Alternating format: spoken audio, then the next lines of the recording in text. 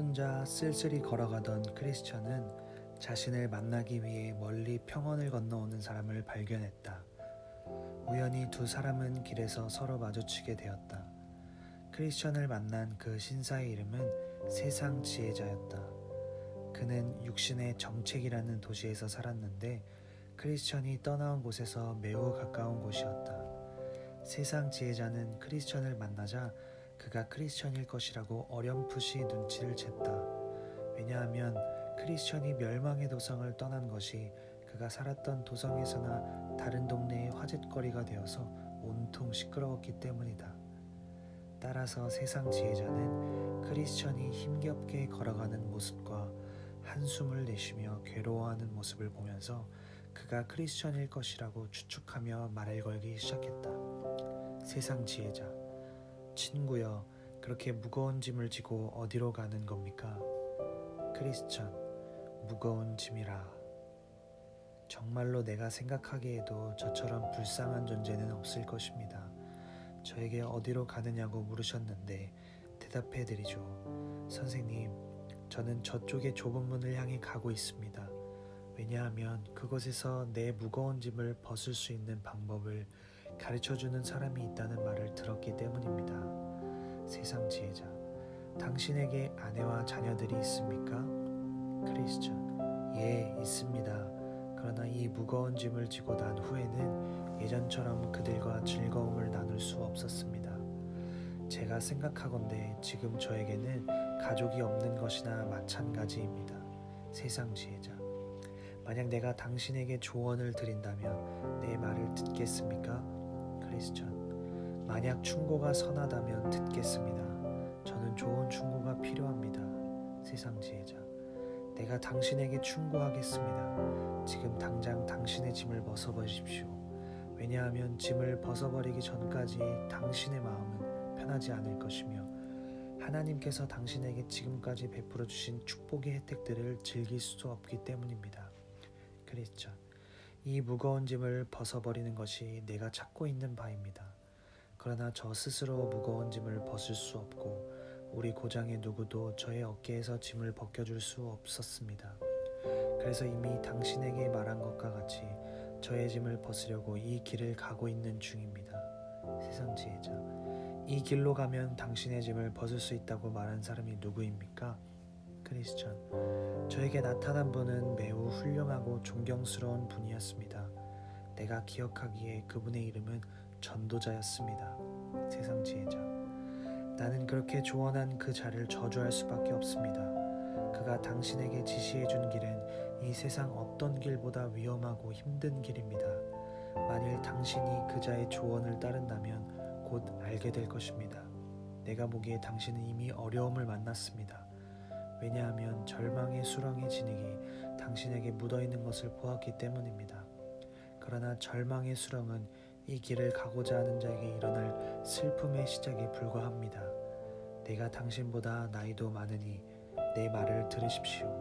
당신이 이 길을 계속 가면 피곤, 고통, 굶주림, 공포, 헐벗음, 시퍼런 칼날, 사자들, 용, 암흑 등 한마디로 말해 죽음 그 자체를 만나게 될 것입니다.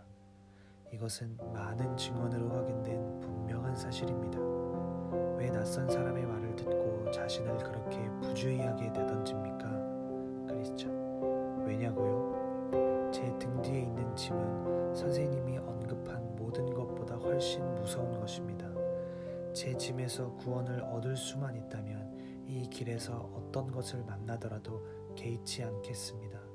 세상 지혜자, 처음에 어떻게 해서 이 짐을 지게 되었습니까? 크리스천, 이 책을 읽으면서부터입니다. 세상 지혜자, 네, 그럴 것이라 생각했었소. 다른 연약한 사람에게 일어난 것과 같은 일이 당신에게도 일어난 것입니다. 자신에게 맞지 않는 너무 높은 것들에 대해 참견해서 갑자기 정신착란에 빠진 것입니다. 당신에게 일어난 정신착란은 남자를 남자답지 못하게 만들 뿐만 아니라 자신이 알지도 못하는 것을 얻으려고 하는 무모한 모험을 하게 합니다. 크리스천, 저는 제가 얻고자 하는 것을 알고 있습니다. 그것은 제 무거운 죄 짐을 벗는 것입니다. 세상 지혜자. 그런데 왜 수많은 위험이 도사리고 있는 이 길에서 쉬운 것을 찾으려는 것이오? 만약 내 말을 인내하고 듣는다면 나는 이 길에서 만날 수 있는 위험 없이 당신이 원하는 것을 얻을 수 있는 방법을 가르쳐 드릴 수 있습니다. 정말입니다. 그 방법은 가까이 있습니다. 당신은 이 길에서 만날 수 있는 위험 대신에 안전과 편안, 만족을 얻게 될 것입니다. 크리스천, 선생님, 부탁합니다. 그 비밀을 저에게 알려주십시오. 세상의 지혜자. 자, 저쪽 마을에 율법주의자라는 신사가 살고 있습니다. 그는 판단력이 뛰어나고 좋은 평판을 얻고 있는 분이요. 그분은 당신이 지고 있는 짐들을 어깨에서 벗을 수 있도록 도와줄 수 있는 기술이 있습니다. 내가 알기로는 그는 이런 방법들로 많은 선한 행위를 하신 분입니다. 뿐만 아니라 등에 지워진 자신들의 짐 때문에 약간 정신이 나간 사람들을 고칠 수 있는 기술이 있습니다. 내가 말한 것처럼 지금 그에게 가서 도움을 받으십시오. 그의 집은 이곳에서 멀지 않습니다. 그리고 율법주의자가 없다면 예이라는 이름을 가진 그의 젊은 아들이 있을 것입니다. 그도 늙은 아버지와 마찬가지로 기술이 있으니 당신의 짐을 벗겨줄 수 있습니다. 그리고 당신이 과거에 살던 곳으로 돌아갈 마음이 없다면 당신의 아내와 아이들을 이 마을로 데리고 와서 살 수도 있습니다. 이곳에는 빈 집들이 있으며 당신은 그 집들 중 하나를 적당한 가격에 살 수 있습니다. 그리고 확신하건대 당신은 정직한 이웃들과 함께 신용과 상류사회 사람으로 살게 될 것입니다. 크리스천은 잠시 망설였으나 곧 결론을 내렸다. 만약 이 신사가 말한 것이 사실이라면 그의 충고를 받아들이는 것이 현명한 처사라고 생각했다. 그리고 추가로 질문했다. 크리스천, 선생님, 그 정직한 선생님의 집은 어느 길로 가야 합니까? 세상 지혜자. 저쪽으로 언덕이 보이지요? 크리스천, 예, 매우 잘 보입니다.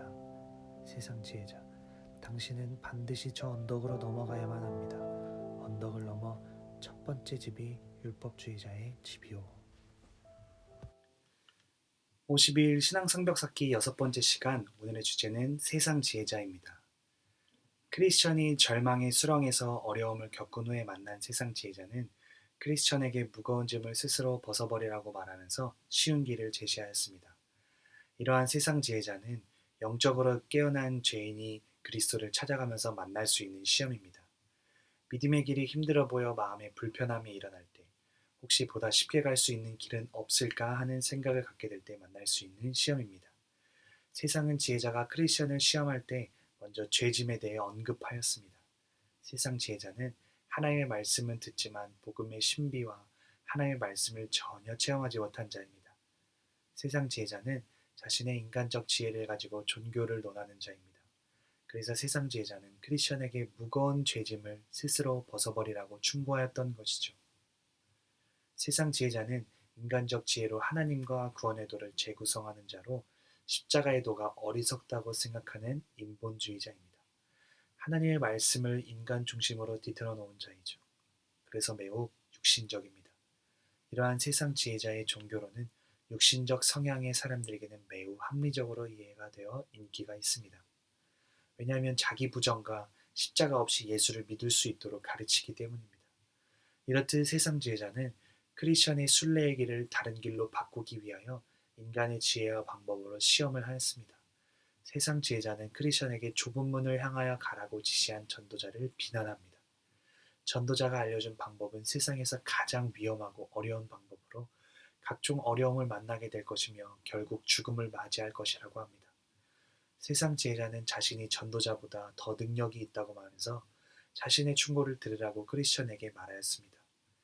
이렇게 전도자와 순례의 길에 대한 거짓말을 하여 크리스천으로 하여금 순례의 길에서 떠나게 하고 그 영혼을 파멸로 몰아가게 됩니다. 전도자의 가르침을 정죄하는 이 방법은 거짓 교사들의 전형적인 방법입니다. 그래서 사도 요한은 여러분은 처음부터 들은 것을 여러분 안에 간직하십시오. 만일 처음부터 들은 것이 여러분 안에 거한다면 여러분은 아들과 아버지 안에 거하게 될 것입니다고 말하고 있는 것입니다. 세상 지혜자는 전도자를 비난한 후에 성령의 죄의 질책에 대해서 비난하였습니다. 크리스천이 성경을 읽는 이후부터 죄짐을 지게 되었다고 말하자 세상 지혜자는 쓸데없는 걱정에 빠진 것이라고 말했습니다.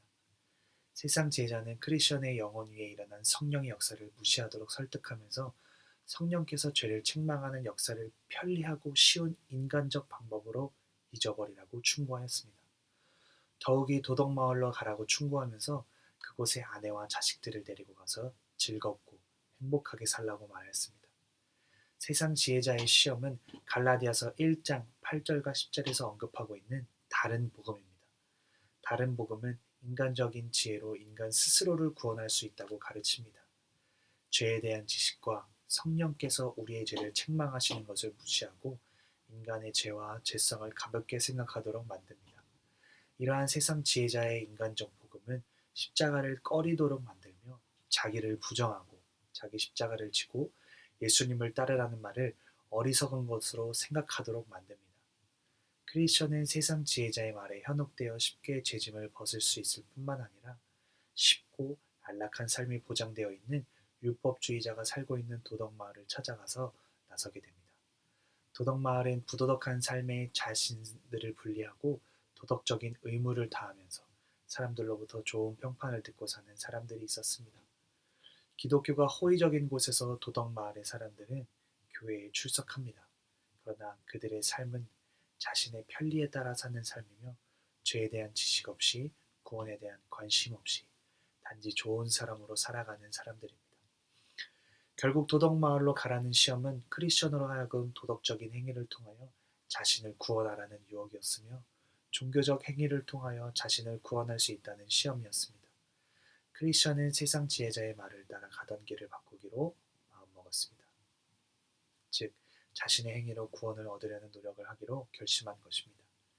자신의 죄짐을 벗기 위해서 좁은 문으로 가는 것보다 도덕마을의 율법주의자를 찾아가는 것이 훨씬 편할 것이라는 생각을 하였습니다. 죄짐을 인간적인 방법과 세상적인 방법으로 벗어버리려고 한다면 그 짐은 더욱 무거워지게 돼 있습니다. 그러나 세상 사람들은 세상 지혜자의 말이 더욱 이치에 옳다고 생각합니다. 인간 스스로 자신의 도덕적 행위와 종교적 행위로 의로워지려는 노력을 하기 때문입니다. 이렇게 속이는 세상 지혜자의 시험을 만날 때 그 주장하는 가르침들이 성경에서 나온 것이 아니라 인간의 이성적 판단과 때로는 세상 사람들의 상식을 근거로 해서 말하는 것임을 분별할 필요가 있습니다. 영적으로 피곤한 상태에서 우리 자신의 처지만을 생각하고 보다 쉬운 방법을 택하게 되면 결국 거짓에 빠지게 됨을 기억해서 속이는 가르침들을 물리쳐야 합니다. 그리고 더 이상 이 세상 지혜자의 주장에 귀를 기울이지 말고 하나님 말씀에 귀를 기울여야 할 것입니다. 이처럼 크리스천은 처음에 전도자로부터 받은 가르침을 붙잡고 좁은 길을 묵묵히 걸어가야 함을 우리는 다시 한번 깨닫게 됩니다. 오늘도 나에게 오는 여러 가지 유혹과 시험들 앞에서 결국 승리케 하시는 하나님을 붙들어야 할 것입니다. 믿음으로 십자가를 고백하며 하나님으로부터 나오는 선함으로 살아가야 할 것입니다. 우리의 모든 거룩한 행위는 그분을 위한 것이며 그분의 것이 되어야 합니다. 이 믿음의 고백이 우리 모두의 마음에 새겨지길 소망합니다. 기도하겠습니다. 하나님, 오늘 우리가 하나님 앞에 겸손하고 거룩함으로 서기를 소망합니다.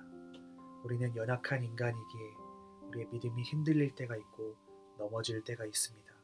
그럴 때마다 새 힘을 주시는 하나님을 체험하기를 소망합니다. 오늘 하루 나의 하루를 불쌍히 여겨주셔서 힘주시는 하나님을 체험하는 날이 될 수 있도록 도와주세요. 예수님의 이름으로 기도합니다.